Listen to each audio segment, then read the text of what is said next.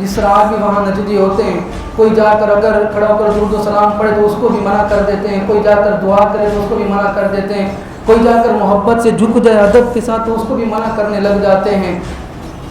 امام نے فرمایا نجدی مرتا ہے کہ کیوں تعظیم کی، یہ ہمارا دین تھا پھر تجھ کو کیا۔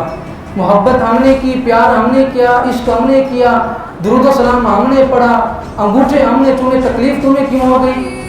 آج بھی وہ منع کرتے ہیں۔ مجھے آپ سب بتائیں، آپ سب سے میرا سوال ہے، کیا کوئی ادب کرنے کی وجہ سے مشرک ہو جاتا ہے؟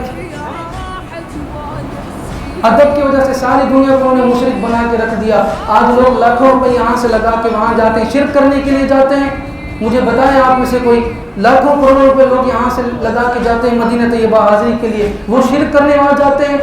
ادب میں کھڑا ہو کر درود و سلام پڑھ کے کہتے ہیں شرک ہو گیا۔ نجدی مرتا ہے کہ کیوں تعظیم کی، یہ ہمارا دین تھا پھر تجھ کو کیا۔ میرا سوال ہے ان نجدیوں سے جو حضور کی شان کو گھٹاتے ہیں، جو حضور کی اگر کوئی شان محبت میں کوئی جھکے تو جناب اس پر شرک کے فتوے لگاتے ہیں۔ آپ سب سے میرا سوال ہے کہ موسیٰ علیہ السلام کے مقابلے میں جو 70,000 جادوگر آئے تھے ان کو کلمہ کیسے نصیب ہوا؟ آپ میں سے کوئی بتائے گا مجھے؟ 70,000 جادوگر جو موسیٰ علیہ السلام کے مقابلے میں آئے تھے، اٹھاؤ قرآن 16واں سپارہ سورۃ طٰہٰ اٹھاؤ، کیوں ان کو ایمان ملا؟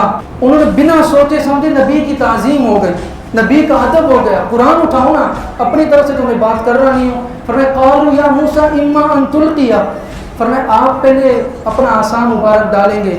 بنا سوچے سمجھے نبی کی تعظیم ہو گئی، نبی کا ادب ہو گیا۔ رب نے جب دیکھا کہ میرے نبی کا ادب کر لیا ہے، رب نے 70,000 کو موسیٰ کلیم اللہ کے قدموں میں جھکا دیا۔